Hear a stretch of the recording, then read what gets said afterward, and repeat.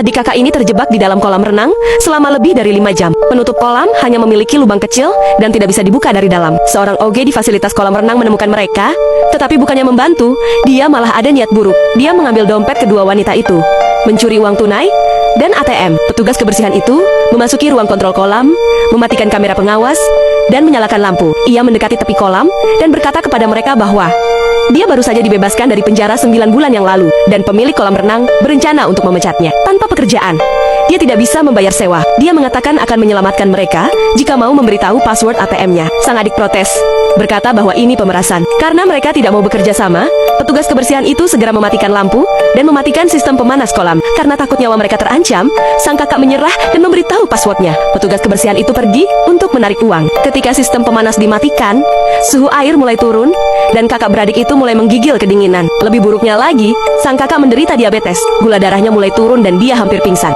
Dia perlu mengambil tasnya untuk mendapatkan obatnya. Sang adik terus berusaha memperbesar lubang ventilasi dengan selembar plastik. Tanpa sepengetahuan kakak beradik itu, petugas kebersihan sudah kembali dan menguping percakapan mereka.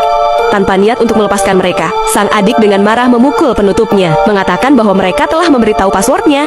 Dia juga sudah mengambil uangnya. Petugas kebersihan itu berkata bahwa hanya ada beberapa ratus dolar di rekening. Menurutnya itu tidak cukup. Sang adik mengasah ujung lembaran plastik di tepi kolam dan memanggil petugas kebersihan itu, mengatakan bahwa dia punya lebih banyak uang.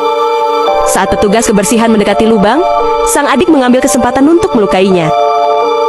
Tindakan ini membuat petugas kebersihan sangat marah dan mengumpat ke kakak beradik itu. Dia kemudian pergi ke ruang kontrol, memasukkan kata sandi, dan mulai menyuntikkan gas klorin disinfektan ke dalam air. Kakak beradik itu mencoba menghalanginya, tapi tidak bisa karena tekanannya terlalu besar. Sang adik mulai memohon kepada petugas kebersihan sambil minta maaf atas kesalahan mereka. Kemudian dia mematikan sistem disinfektan dan berjalan ke tepi kolam untuk meminta cincin tunangan sang kakak. Dia berjanji akan membantu mereka keluar dari kolam. Sang kakak, yang tidak ingin masalah semakin besar, akhirnya menyerahkan cincinnya ke wanita dakjal ini dan berjanji tidak akan melaporkan kejadian ini ke polisi. Si wanita dakjal menepati janjinya dan pergi ke ruang kontrol. Dia memasukkan kata sandi untuk membuka penutup, tapi tidak berhasil. Sepertinya pemilik telah menggantinya. Dia jadi emosi sendiri. Gimana coba nasib mereka?